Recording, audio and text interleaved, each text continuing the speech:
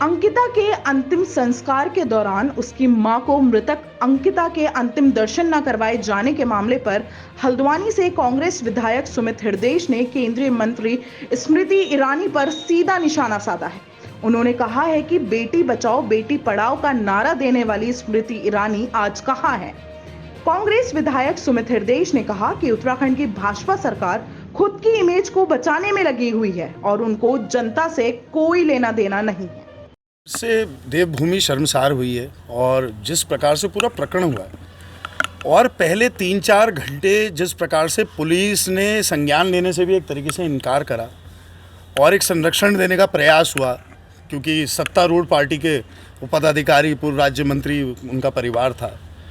और जिस प्रकार से देखिए सोचना पड़ेगा, स्मृति ईरानी कहाँ है? बेटी पढ़ाओ बेटी बचाओ नारा देना अच्छा है, पोस्टर पे अच्छा है। स्मृति ईरानी जी ने अभी तक ट्वीट क्यों नहीं करा? स्मृति ईरानी जी ने संज्ञान क्यों नहीं लिया? स्मृति ईरानी जी क्या कर रही हैं?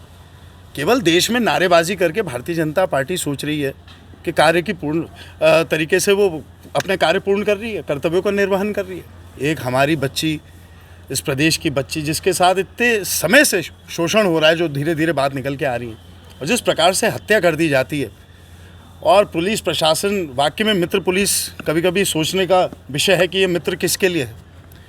तो इसलिए जो पूरा प्रकरण है बड़ा शर्मसार करने वाला है, सर झुका हुआ है। अभी मैं परसों अपनी बेटी के साथ घूम रहा था, उसका हाथ पकड़ के उसके स्कूल में मैं खुद सोच रहा था कि जितने माता पिता हैं जिनके घर में बेटियां हैं, कितना सुरक्षित महसूस कर रहे होंगे।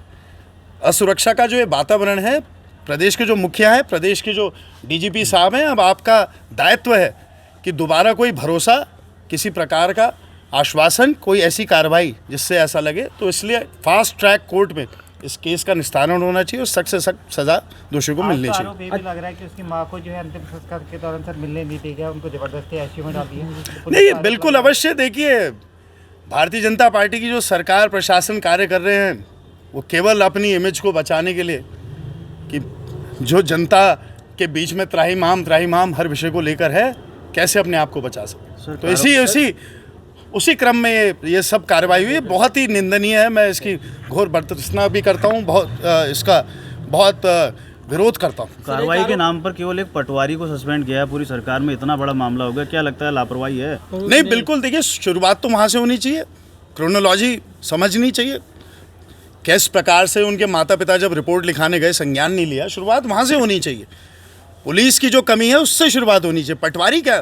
पटवारी तो एक सबसे छोटे स्तर का इसमें एक कर्मचारी है जिस पे आप कार्रवाई कर रहे हैं। उच्च स्तर की कार्रवाई कब होगी, कब करेगी भारतीय जनता पार्टी की सरकार? इसमें एक मांग ये भी है कि जिस वीआईपी के लिए स्पेशल सर्विस का दबाव डाला जा रहा है, उसका नाम भी सार्वजनिक।